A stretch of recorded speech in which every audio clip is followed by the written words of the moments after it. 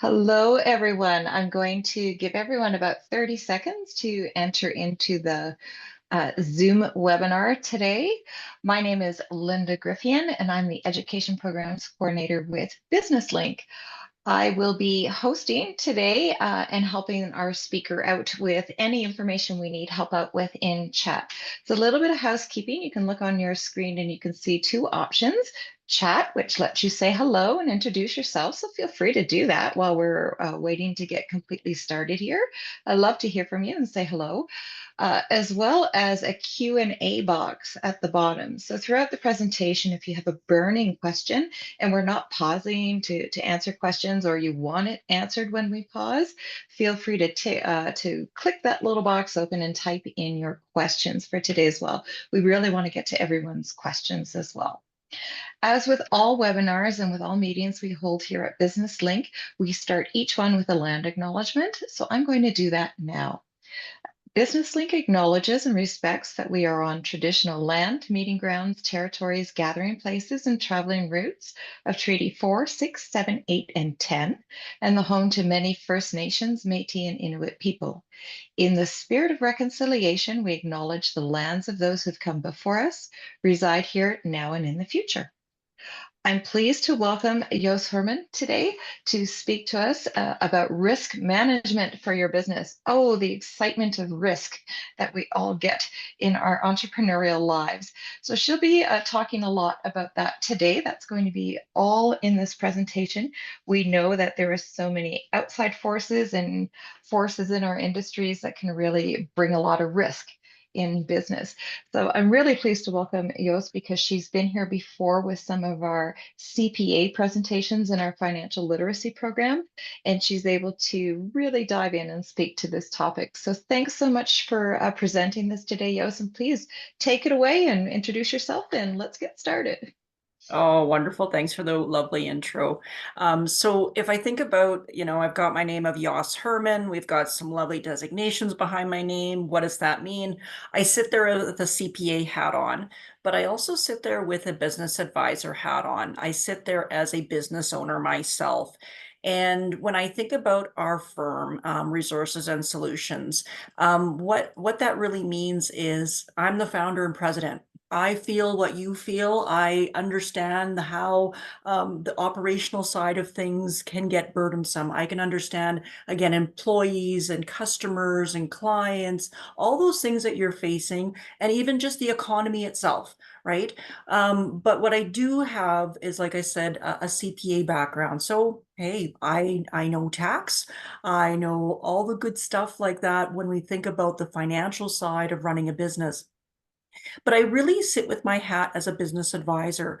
And when doing so, many of our clients come to us because we know insurance. We know all the aspects of that risk management side where we say, you know what, if something happens to you, how do we keep the company going? How do we keep your operations going? All those things like that. So first and foremost, I'm a CPA that has an insurance-based background.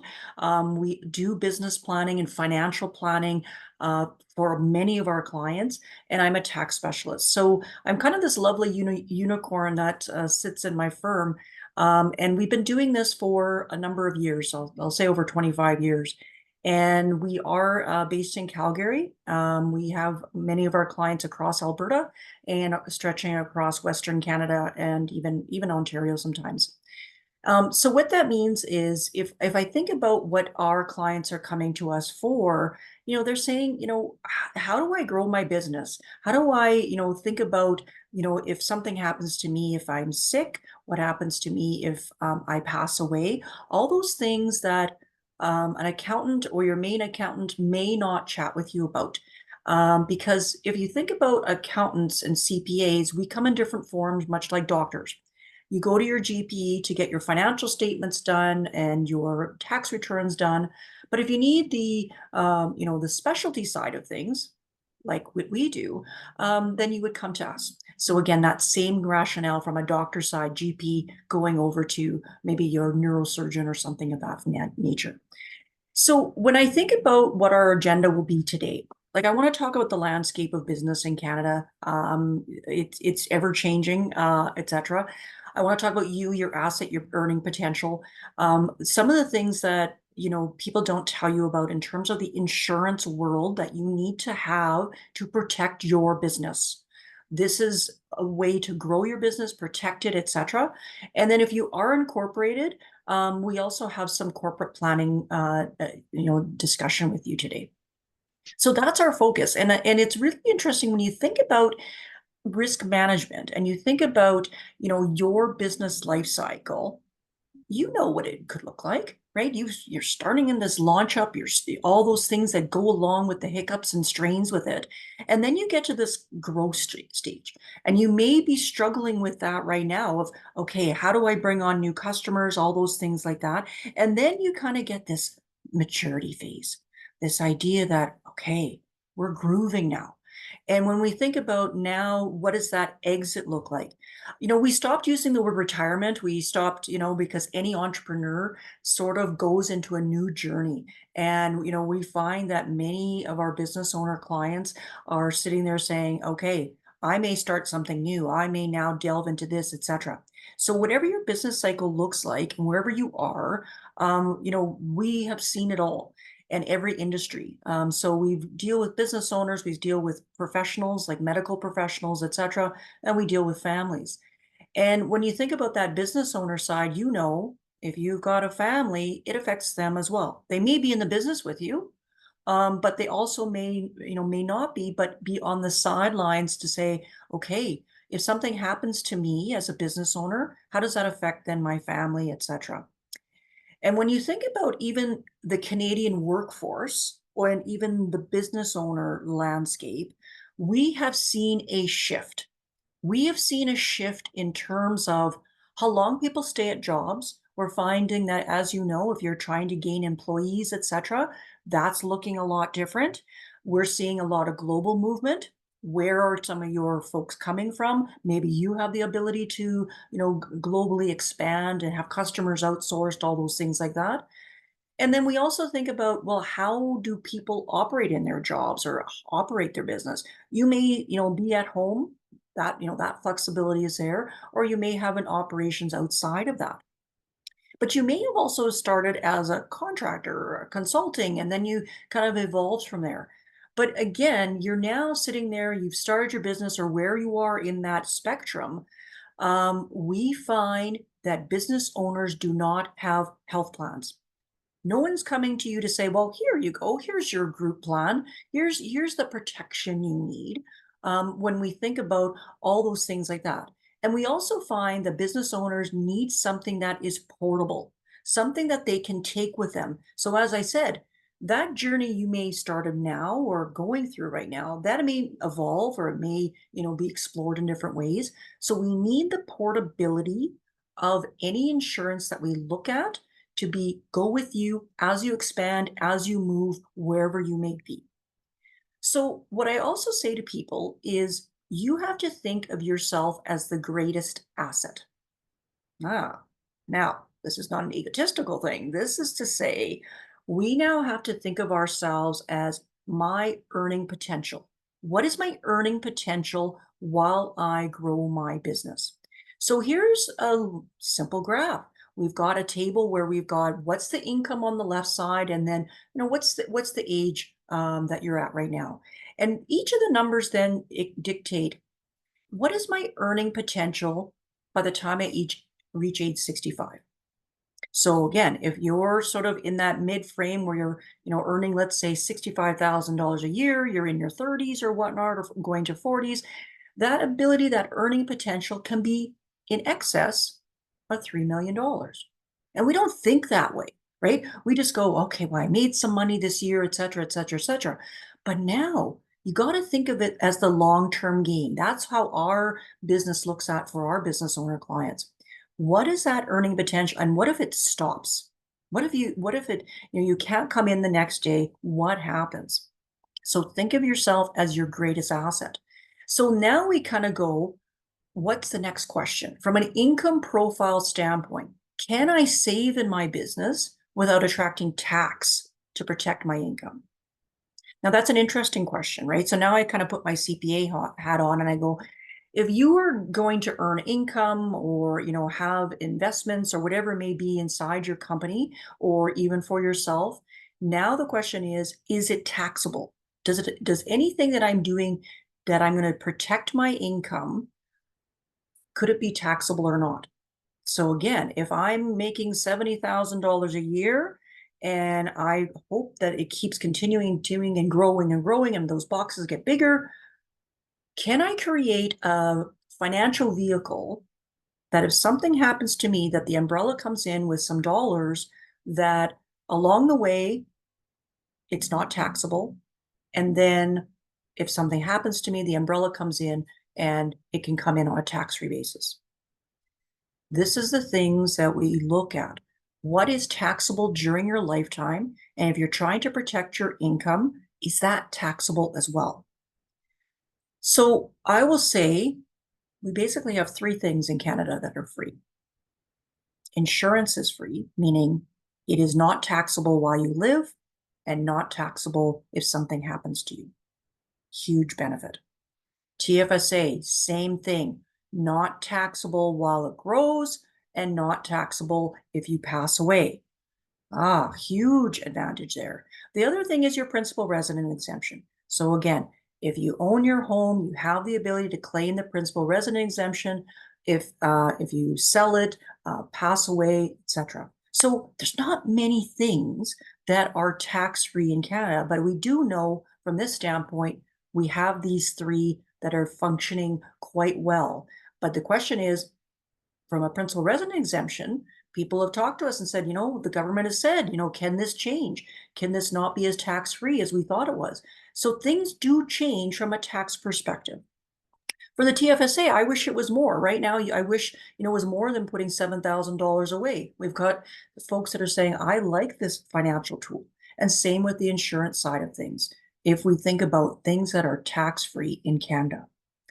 So, I have a question yeah. for you. What is the principal residence exemption? Oh, What is yeah. the Yeah, what's the impact? So, Linda, let's imagine that you sell your home next year and you kind of go, normally you would have a capital gain. So, capital gains are quite tax efficient, but basically they sit at about, call it 24%. So half of the largest marginal tax rate. So normally, if you said you bought your house for 500,000, now it's worth a million, that difference between the two numbers would normally be a capital gain. But in Canada, we have the opportunity from a principal resident exemption to say that capital gain is actually tax free. So we can only have one principal resident exemption. We can only, and you can't say, oh, my spouse has it and I have it. So you would have to basically share it if you're on joint. So it allows for this tax-free asset to grow while you live. And if you do dispose of it while you're living, there's no tax implications. And then there's no tax implications if you pass away with that. Does that make sense, Lindsay? It does. And then the next question is, if you own one residence in your name and sell it, and your spouse owns a different residence in their name, and you've moved there and lived there a few years, and they sell it a few years later, do you both get the principal residence exemption? Yeah, so now basically you have to look at it as a family unit, right? So basically you really have, two properties. So you basically have to do a calculation to say which is the higher gain. And even if you sell one at one point and then sell one at the other point, you can claim one for that time period and then maybe not claim, or you would get an exemption for that period. And then for your next one, you would have to now look at, did you move into that property? So they look at different conditions to say, did you actually, inhabit that place? Did you enjoy that place? Is that essentially your main home? Right. So, yeah. So Okay. that's our problem when we have multiple real estate properties and we deal with that with all our business owners. They may have rental properties, all those things like that. And that's our challenge. Okay. That main home. Yeah. It's a great Thanks. I question. just wanted to double check on that because I know that's a big question for a lot of people. It is. It is. So we do projections to sort of say, what does it look like? What happens if you have other properties, those things like that. and it can be a challenge for some. And we've had some changes with the tax rates as well, that when if you did have a rental property and you sold it, those capital gains rates have actually increased. If you heard in that last budget, essentially that tax gets bumped up to 66.7%. So it is a punitive type of thing when we look at capital gains in general. But our saving grace is that principal resident exemption. Yeah. So, so it's hard to think about, you've got this asset. Like I gave the example for Linda, say, well, what if your house is worth $1 million or whatever it is? Well, most of us have had a mortgage in our lifetime or thinking about it, or we have a number of mortgages that are renewing in Canada, right? You got that mortgage renewal back on 2000 or 2020, and then now there's coming due, and we're getting apparently millions upon millions of mortgage renewals that are coming up shortly or have done, and they've been now bumped up to this higher rate. So I'm sure when you talk to the bank, etc., they say, well, now you should get some type of life insurance policy. You should get some type of critical illness policy. The challenge is you do not own that policy. The bank does. And many Canadians do not know this. So you think, oh, well, okay, well, it makes sense for me to have insurance. If something happens to me, my mortgage is paid off. That is typical mortgage insurance. But I want to kind of go through the idea to say, what if you had your own policy as opposed to what the lender or the bank is offering you? So let's go through a few questions that, the bank is not telling you. Who does the insurance cover? Well, under mortgage insurance offered by them, only the individual listed on the mortgage is covered.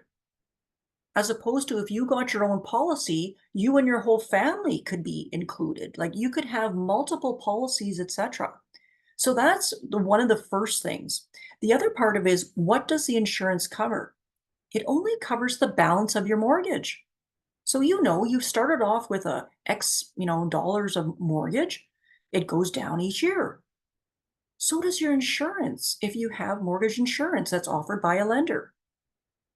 So the thing is, you have other expenses. You have, again, you have other debts. I want my own policy that can cover whatever I want to cover. That's the beauty of your own policy. The other part of the question is people say, well, who gets the benefit if I die? And maybe I should have put this as the first question. Your mortgage lender does. Oh, so if I have my own policy, I get to decide who the beneficiaries are. So again, is it spouse? Is it children? Is it whoever it is? Maybe it's another business owner partner. You have the opportunity and flexibility with your own policy as opposed to a mortgage lender insurance. Like that's the thing that they don't tell you. Because when I think about what happens when the mortgage balance decreases, so too does your mortgage insurance balance. So let's say $500,000 was the original mortgage or whatever that number is. Each year, your mortgage balance, or so your mortgage insurance also decreases. But guess what? You also still pay the same premium. So even if your mortgage, life insurance has gone down, that is not what insurance is supposed to be. It's supposed to be about you deciding who your money is going to. Your premiums are supposed to be for the amount of the $500,000, not for 400.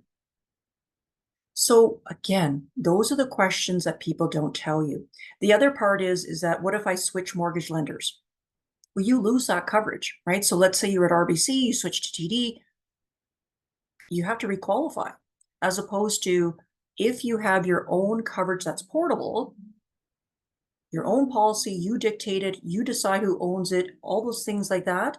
It's not tied to your mortgage. It's not tied to your lender. So again, when you think about that portability that we talked about, and what if I want to change my insurance? Well, you can't. With mortgage insurance, you cannot change it. They dictate the rules. As opposed to your own policy, well, you have the flexibility as to the type, coverage, conversion options, all those things that protect you as a business owner and protect your asset, that house. Because it is one of your major assets that you will have during your lifetime. And we talked about the tax efficiency of having that principal residence. So again, when you think about the insurance side of things and mortgage insurance, you own the policy, not the bank. You choose your beneficiaries. You choose the type of coverage. You don't need to requalify. The coverage remains the same, or it can increase. Like there's lots of flexibility. Um, and you decide how long you need to keep it for. And you can use it for your business needs or whatever. If that mortgage is paid off, you will still have the $500,000 or whatever that amount is. So that's what we do. We can protect your homes, your assets, your mortgages with a customized policy for you. That's what we've been doing for many years. And we make sure that it's the right solution for you, as opposed to where is the dollars going if something happens to you? It's not the bank that we want the money going to. We want it to be for you, your family, your business, whatever it may be. The other part is you may just have a regular business loan.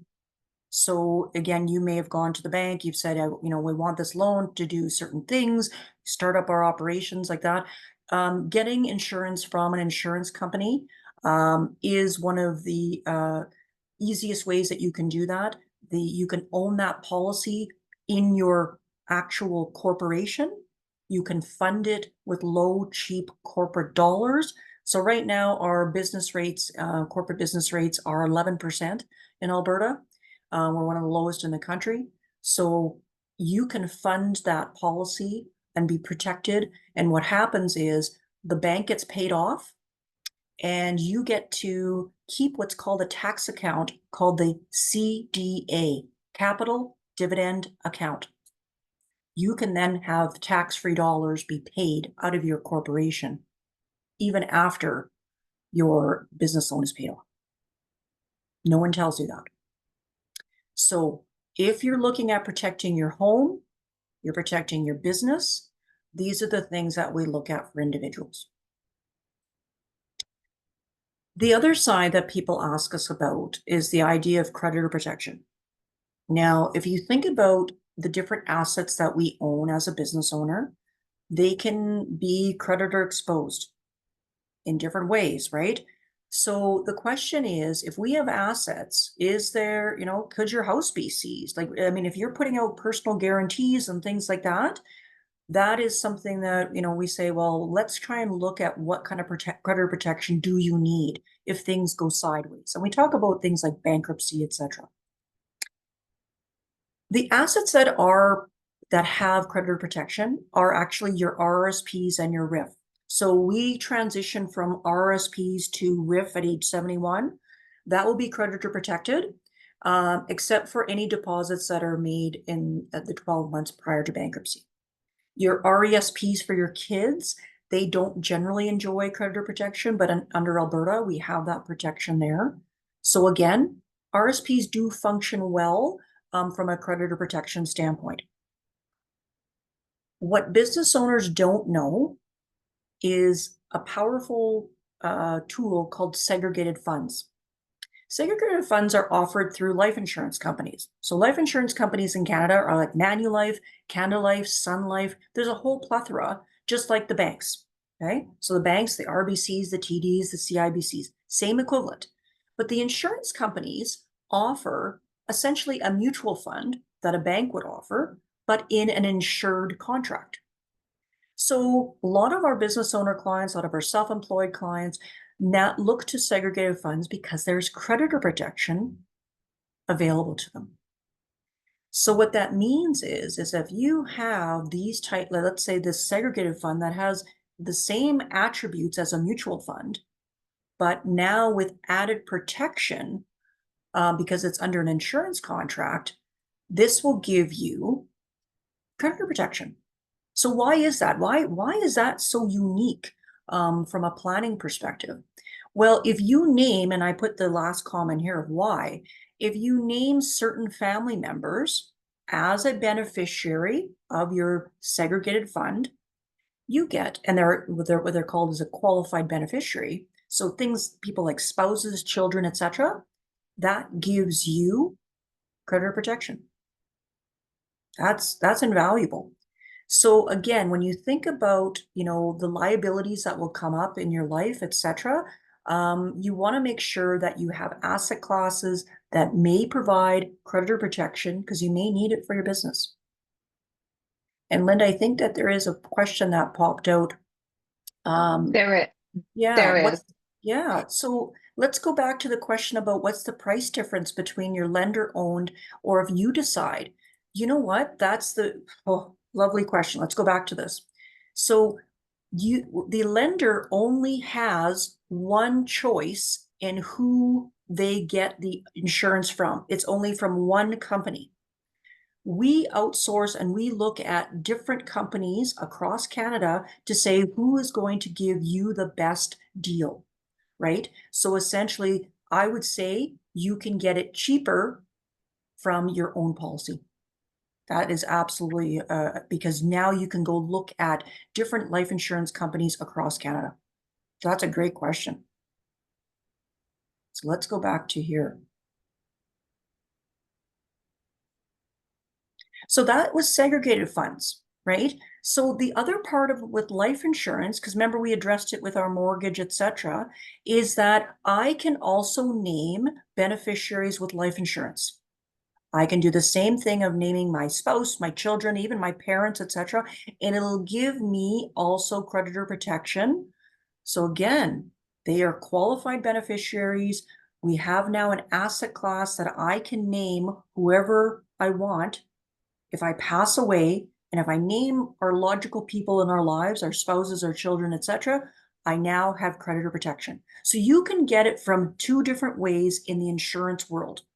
Segregated funds, which are offered by the same insurance companies, and same with life insurance.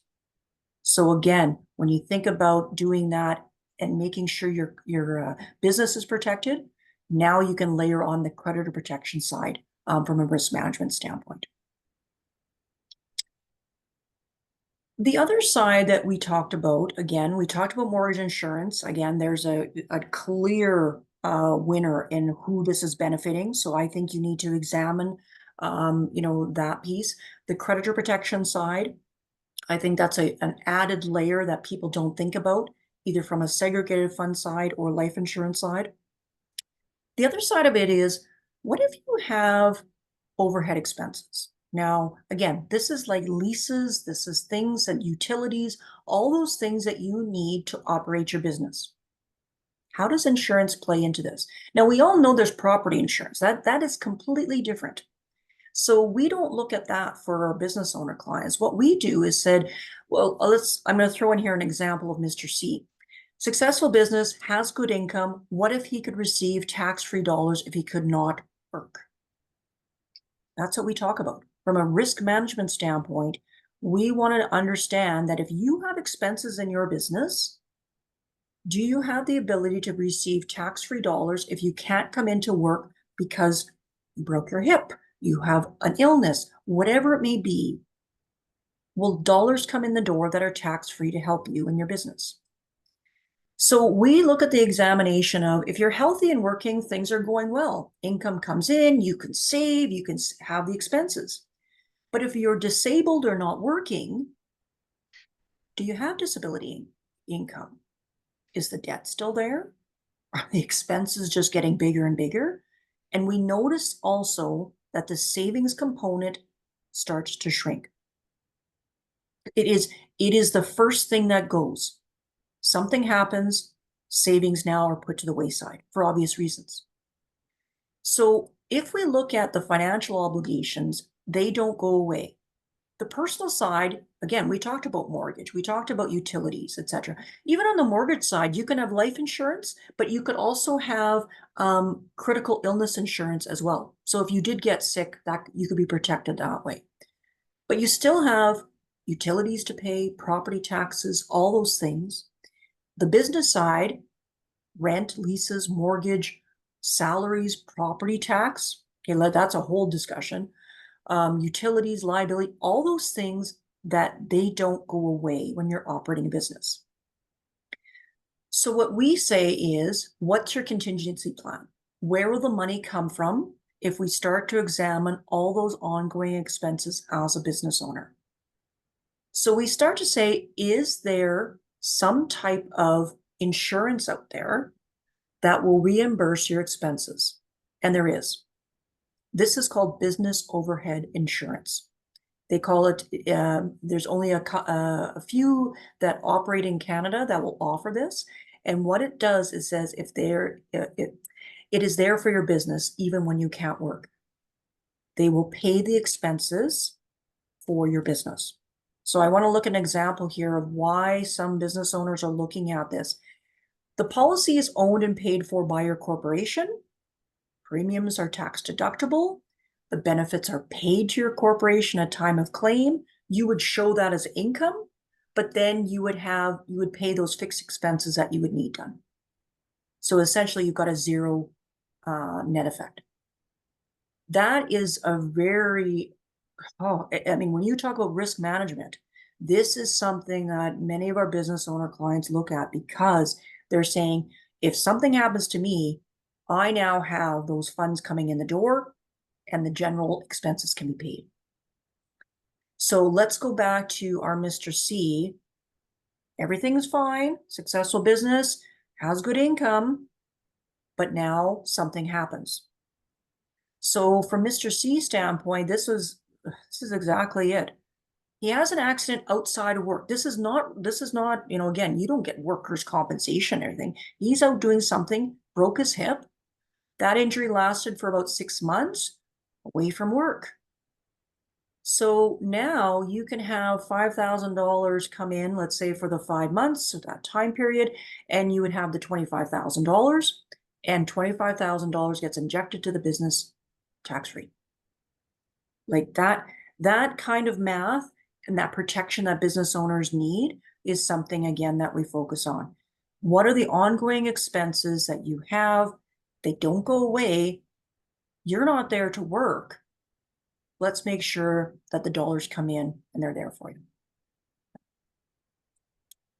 So again, business obligations, those can be taken care of. So that's business overhead expense policy. And then there's the opportunity for a personal income replacement policy. This can now fund all those general things that you need and that you're obligated in your life. Property taxes, all those things, car payments. I mean, the list goes on and on. When we find that people have suffered a disability or illness, we can structure your own individual policy that the income can come in over time, and that would be considered a disability insurance policy, or we can structure it as a lump sum tax-free payment. Your choice. But the thing is, for business owners, they do not have a health plan like this. They do focus on other things. But when you can't work and your greatest asset is you, we go back to what is your earning potential until age 65 or whatever age that you're so-called going to exit or whatever. That's the numbers that we run. And we find that business owners feel that they don't have to worry about if something happens, that they can make sure that business continues. The other questions that folks come to us about, and we ask them as well, is your family relying on you? And again, the family, if you've got lots of kids, no kids, whatever it may be, we always find business owners are now, is your spouse in the business or not? Are other people in the business? The question is, what happens if you pass away? And let's say you need, or they need 10 to 20 years of funds to replace your income. Like we have some young business owners that, I mean, you're going to be doing this a long time. And so now it's a question of, that's a lot of earning potential. And what happens if you get struck with cancer and can't operate the business? We look at those things. And what medical protection can you receive as a business owner? Because again, people think that the government provides funds. And again, if you think about CPP or something like that, well, again, are you contributing? Is it something that you're doing? Like that provides minimal amount if there's something from that perspective. So again, you need your own plan that's portable. You need to think about, is there a plan I can put in place that doesn't attract tax? When I need it, if something happens to me from an illness or disability standpoint, now then the parachute comes in.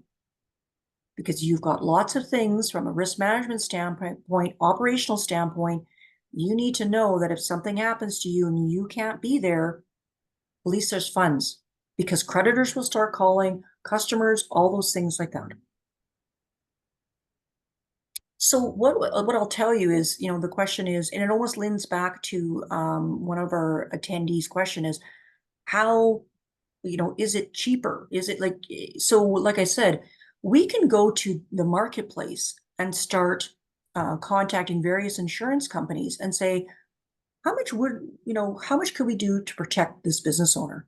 And we could provide tax-free protection as little as $4 a month. Like it is very affordable to think about what you could do to protect your business.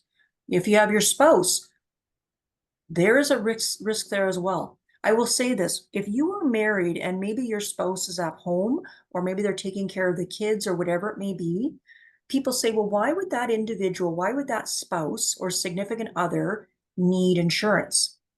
Well, again, you can't take time off to take care of the kids, to function, everything. You can't, it's hard to do both. And anyone that is doing it themselves, that's a big job. So the opportunity for spouses to be protected as well can be done. So again, it is one of those things that is a really affordable and customizable, however you want to protect you and your business and your family.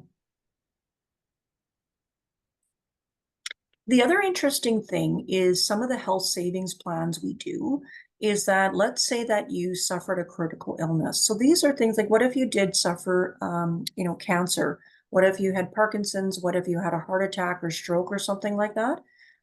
A lump sum payment would be paid tax-free. That's taken, no, there's no requirement to say, oh, I had to go and show a medical expense or something like that. You can do whatever you want with that lump sum dollar. Huge benefit. So again, we also find that people say, well, I want care outside of Alberta or something like that, and they can do that. That covers travel expenses or whatever. The other side of the coin is, well, Yas, what if I don't get sick? We set up a health savings plan, like a critical illness policy.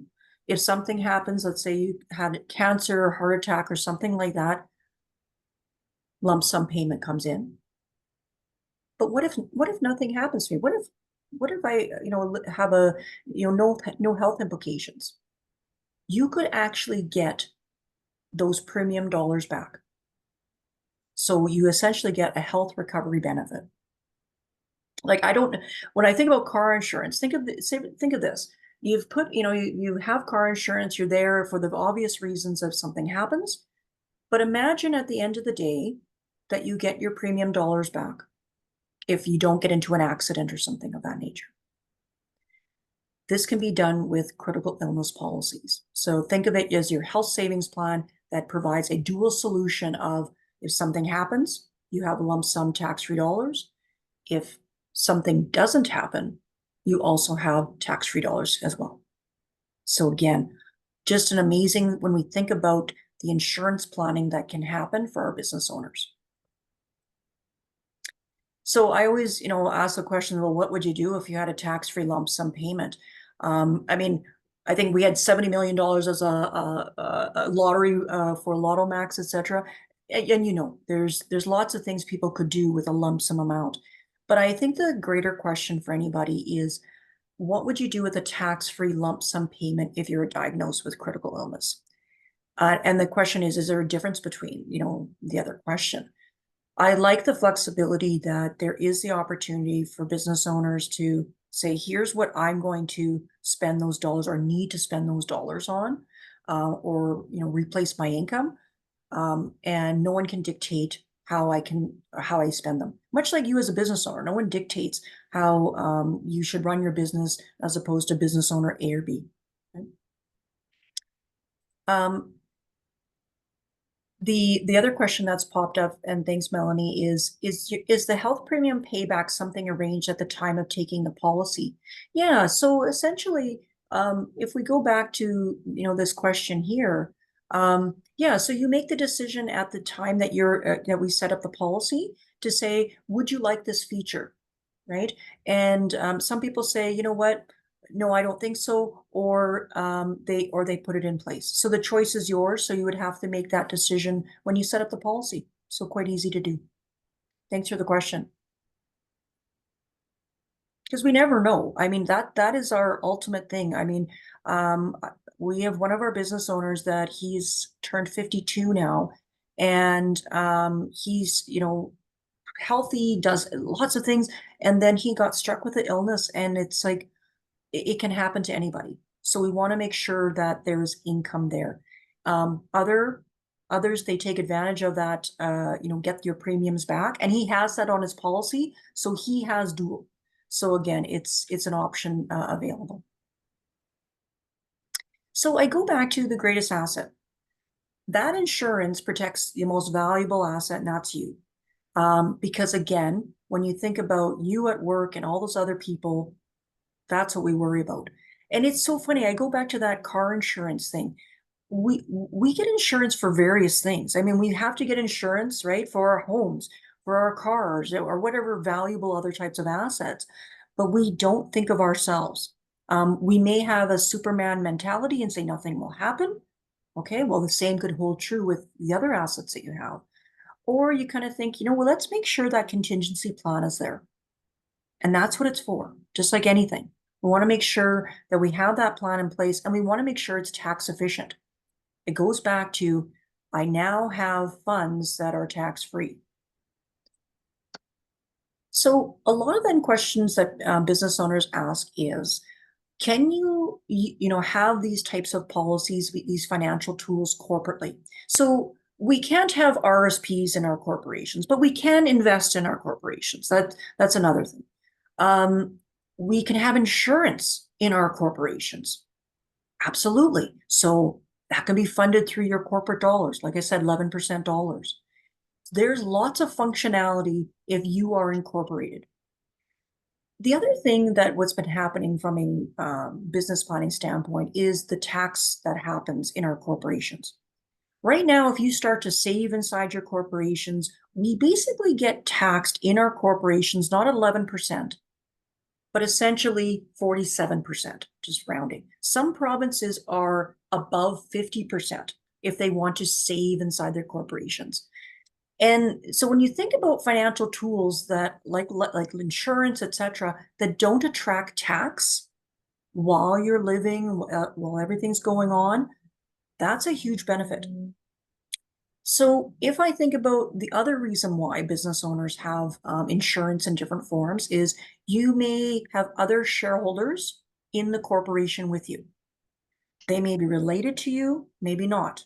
They may be a brother or a spouse or somebody who's third party. You need to have life insurance or anything other kind of insurance like critical illness or disability insurance. Here's why. Let's say your company grows. Let's do a great number. Let's say it's worth $6 million. Let's do it. Let's dream, right? So if I have another shareholder in my corporation, their value is worth 3 million, right? Your value is 3 million. What happens if they pass away? You would have to pay out their estate that value. And people dismiss that. People are like, oh no, nothing will happen, don't worry, etc. I mean, this is, those are just some light numbers that we're seeing. So you have to be prepared for if you are going into business with someone else, and I don't care if you're related to them or not, you need to have a policy that will flush out tax-free dollars when it's most important.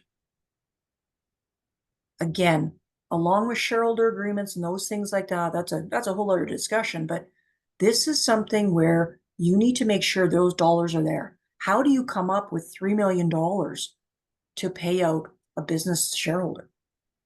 That's what insurance is for, and it can be paid out tax-free. What's the other thing that business owners, or what we need to know about corporations in general? So we talked about some of the tax rates.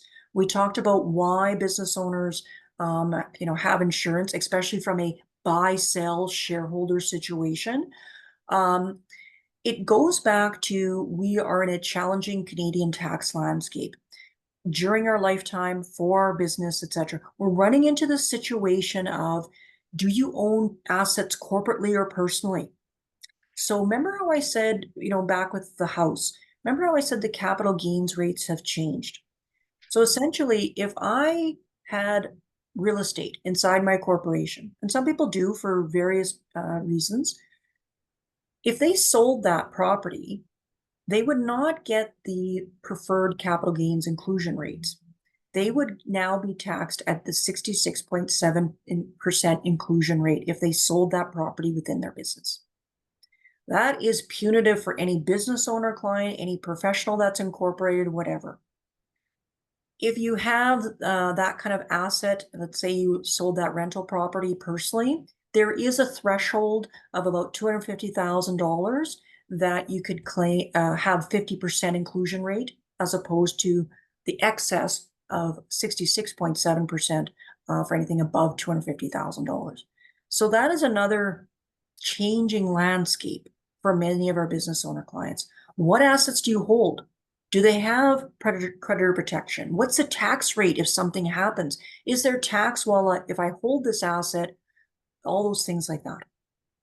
So we're finding that people are now leaning more toward insurance-based solutions because it's an asset class that is not taxable while you live and not taxable when you pass away or become ill. So I want to show you one example here. We had a discussion with a business owner, good cash flow in their business. She understood that capital dividends are paid tax-free. So remember our example with the shareholders, where remember I said that money can be paid out of your corporation on a tax-free basis. These are paid out tax-free because you would pay out capital dividends. So if insurance proceeds come into your business, they can now be paid out tax-free if you pass away or another shareholder passes away. So she also said, well, I want something that's, has some guarantees in it in terms of growth and replacement of income. Okay, well, that's what insurance can do. It provides guarantees. She wants to look at an asset class that was tax efficient. So again, you can make this income, but if it's fully taxable or, really high rate of tax, that diminishes your asset over time. And she also understood she could accumulate investments inside the corporate insurance policy that was tax sheltered. So we looked at her monthly cash flow, we did an analysis, we looked at what's called a participating whole life insurance solution. So she could have that inside of her corporation, it would grow on a tax-free basis. And if something happened to her, if she passed away, tax-free dollars would come out of the corporation as well. So here's the sort of the comparison. We looked at the green line is the insurance. The blue line is that if she put those same dollars away into an investment inside of her corporation, it would be dramatically different. And it comes down to tax. If something is taxable while you're alive, it diminishes that asset. You don't get as much, as opposed to insurance that has guarantees, that has that tax-free ability, etc. So again, when we've got clients that are looking for different attributes associated with achieving wealth or more wealth, etc., they know their business is protected. We look at it from an insurance-based solution. So if you think that financial tools are not just, RSPs, TFSAs, real estate, those are some of our financial tools that we will always have in Canada. The question comes down to, do they provide some type of risk management? Does it hedge against future tax risk? Does it provide overall protection? And then overall, is it a good financial tax tool to have, right? So again, that's the numbers we look at. And from a wealth standpoint, is it going to be another asset class for you, another wealth management tool for you as you grow your business? So that's the other side of things that we look at. We want to make sure that you have different asset classes that provide protection, tax perspective, and a wealth perspective when you think about your risk management side of your business. So here's how we'll sort of close out some of our conversation today. We know that we've got sort of 3 asset classes in Canada that are tax-free. We need these different asset classes to either grow wealth, protect wealth, and even just to, again, live a lifestyle, etc. So the question is, when you think about what we know, is that we've built customized plans for you and your business. We use them ourselves in our business operations. We know that business owners need choice, but they also need liquidity when it's most important. So that may mean if you are now, have an illness or disability or something, or if death happens, you need those sides of the coin from a risk management standpoint. But keeping in mind, we want it to be tax efficient. Absolutely. So that's our conversation about risk management for your business. It is one where, again, um, we look at different solutions. One solution for one business owner can be different for another one. We want to make sure, based on the industry you're in, do you need creditor protection? If you have that mortgage, what does that kind of look like? And then overall, are there other aspects that we need to look at to say, do we want to accumulate wealth with this asset class? Do we want to have a buyout of another shareholder? These are things that insurance can do. And, we don't get taught this in school, but we're finding that once we educate more and more of our business owners and families and professionals, that, this is a tool that many are going, yeah, I need this. Let's look at this. So Linda, I will hand it back over to you. And if you had any sort of closing comments and we can address any last questions that people have. Yeah, absolutely. If anyone has any questions, please pop them into chat, and I'm happy to ask away while we have someone on the line able to answer it. So it's a big challenge, for small business owners. We have a lot to think about. I know that for a lot of the business link clients, a lot of people on this particular call, if you're in startup mode and you're doing your business planning and you're going into, all of the exciting things like marketing and sales and your product and all the cool stuff that you're doing is like, we're so excited about it. And it can be hard to get excited about risk management. So I know that it's a challenge. I know when I started my second business that it wasn't easy for me to do the numbers and to do the math and try and figure out what it was I was supposed to have and wasn't supposed to have and what was I looking for. And when I started, I was quite young, so I didn't have a lot of assets. So my asset class was basically me. Yes. And so it was hard for me to figure out what it was I needed to do. I can tell you now, 30 years later, having still running the business still, I can tell you that as you build more assets, as your financing gets more complex, as you start to have assets and mortgages and people relying on you, this becomes very fundamental to your business. What happens? I had a business mentor many, many years ago who said to me, Linda, you have to think about what happens in the world if you're hit by a bus. Not so, not so great, but it was a very true fact. What happens? Your company goes on without you, your clients carry on without you, your family carries on without you. Maybe you're injured or whatever, but it's a huge risk. If you are the business, then Yes. it's a huge risk to factor in, and you have to factor it into your pricing and you have to factor it into your tax planning. So the reason that you have someone like our speaker on today is because that's the person you engage to help you, your accountant, the risk management folks. I know you've done this. How long have you done this? 25 years. So much 25 like you, years. Linda. Yeah, we're Yeah. veterans. Yeah.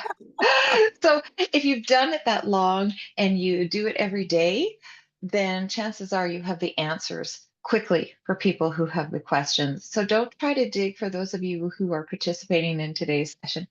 Don't try to sit at home figuring all of this stuff out by yourself. I think we have a lot of people who do that for so many aspects of their business. This is what, advisors and professionals are here for. This is what business owners do to become bigger, businesses is they get the advice from the people who can access it and give it to them properly. It's not going to be your friend who goes to work every day and doesn't have these challenges. It's going to be an advisor who does this. Uh, we have a couple of questions, so I'll ask them here. We have organic products, which is always short dated. Can it be covered under risk management? Okay, so this is your operations, your product development. Yeah.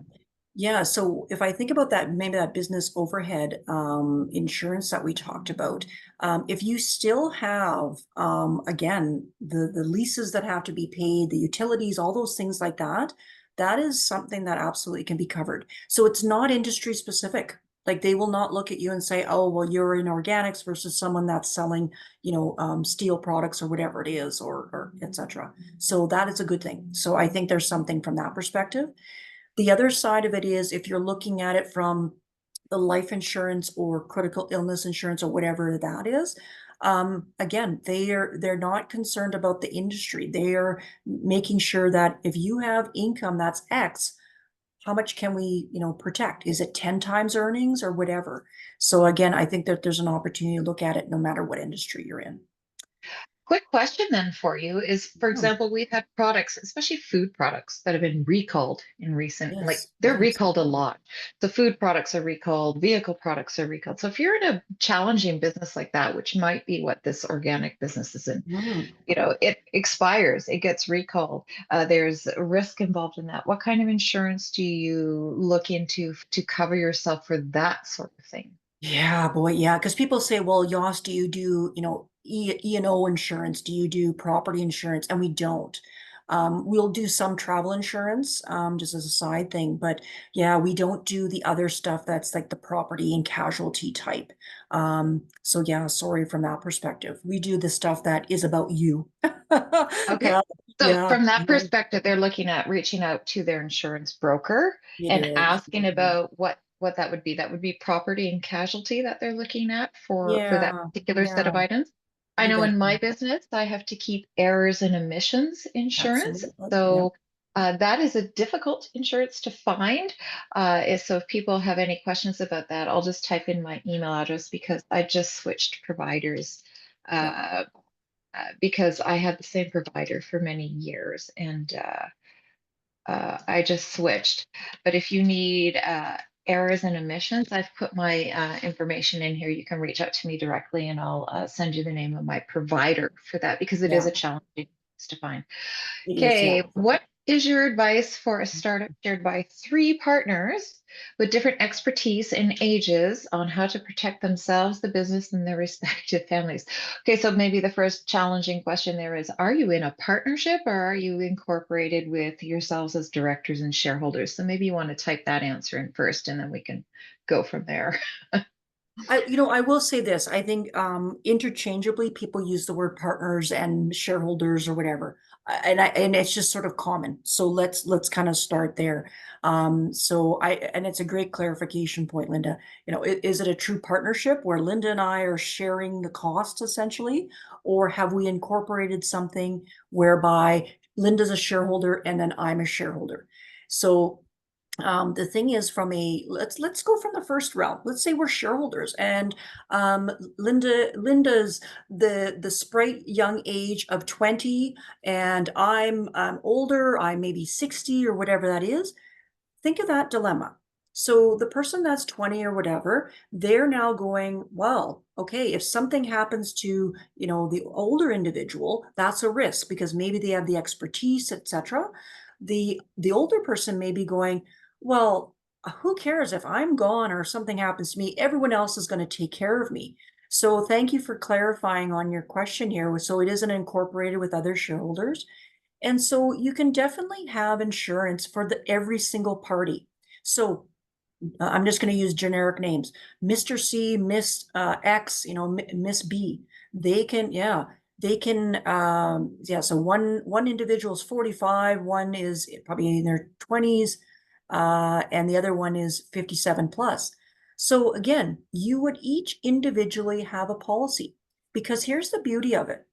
Maybe if you're the 57-year-old, now the question is, I'm going to retire. I'm going to go, move on to something else. you can take that policy with you. It doesn't have to be in the corporation, etc. So there's that mobility and portability we talked about. You're going to have different, let's call it premium rates for each individual. So you may, let's say from a cash flow standpoint, you may say, you know what, maybe we can't cover the full amount of the person that has more shares than me. Then maybe we adjust it and have a smaller policy for them. But we come across this all the time. Different ages, different perspectives, different, objectives, but it can be done. But what I will say is always have your own policies that take care of, especially from a life insurance standpoint.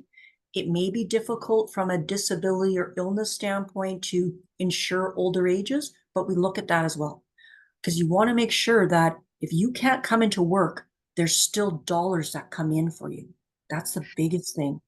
Um, This is sort of a related question. Who gets the benefits of a life insurance if there are two shareholders insured and they both die at the same time? Yikes, you're on the same plane yeah, falling from the sky. Corporate owned, exactly. paid, and beneficiary. Well, I would imagine if the corporation's the beneficiary, they would be the ones paid out on the policy. Would that be Yeah, correct? so it's another great question because it does tie to the other one about, okay, so Yoss says have in corporate insurance. So that means that you would have the owner be the corporation, and you would have the beneficiary be the of the policy also be the corporation.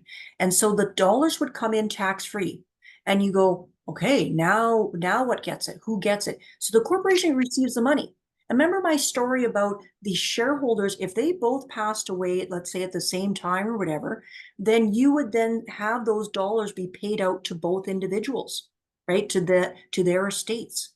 That can easily be done. So you have the corporation funding it, all those things like that. But what I will suggest, and I kind of said it before, is get a shareholders agreement. You want to have, what happens if, Linda passes away and I'm still here or whatever it is.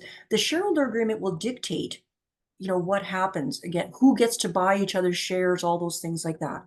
So again, when you have corporate insurance, it will be paid to the corporation, but it can be paid out tax-free to each of the estates via what's called that capital dividend account, CDA, on a tax-free basis. So again, making sure that you have the shareholder agreement that sort of outlines what happens if someone wants to be bought out, what happens if someone wants to retire, what happens if someone passes away. Okay. So that I And saw and that question too.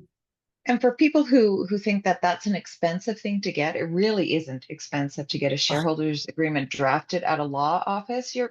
Budget for about between 500 and maybe $1,000 total at most for that sort of thing. And it's a real good document to have. It's like a prenup for your business. yeah. What happens in the event of divorce and everyone wants to go their separate ways? It's a document that kicks into place for that. And Yep. especially if you're in business with people who, one of you decides you want to go, one of you decides you want to retire, and no one talked about it before they went into business together, that can be a challenge too. So if you are going to business with other people, sit down and have a meeting together and say, if I waved a magic wand, what would my life look like in 5 years? And have everyone answer that question. You'd be amazed at what you have to think about in your shareholders Yeah. agreements there. And yeah, so the Last way, but not yeah, go Last ahead. but not least, I'm going to get to we recently had a cancellation of the Heritage Festival in Edmonton. What is your advice for loss of a business? A Yeah. loss of the business. Yeah, that goes back to that whole, do they offer cancellation insurance or whatever. Yeah, for our discussions today, we wouldn't provide any assistance on that, but yeah, from an advice standpoint, that's again, I know that it's getting harder and harder to get that type of insurance. That's but what I've heard in the industry, but we don't cover that kind. So yeah, Okay, but it's there another, is I think what they're looking for is business interruption insurance. And yeah. that can be hard to prove and that can be hard to get and expensive to get. Again, who is the person who's going to help you? Your insurance brokers will help you with some of that more, stuff that's not in the regular realm of insurances. Your brokers can at least guide you to what you're looking for that. And you can also contact, we've got your email here, so you can contact our speaker. You can reach out and she can direct you to some of the places you need to be or to what they have as well for products to help you out or decide how you need to do products. So there you go. Okay, Yeah. we need to wrap up. We are Yeah. running late, and I thank you for staying that extra time to answer questions. And thank you everyone for being engaged today. I know this can be a challenging topic for everyone, so thanks for being engaged. Please watch your emails for a recording and a survey about this particular session. And please reach out to Jos Herman if you need answers to your questions. I'm going to leave this slide up 1 more minute, so take down the number and email address. And please reach out if you need her help. Thanks, Linda. Thanks, everyone. Have a great day and happy planning.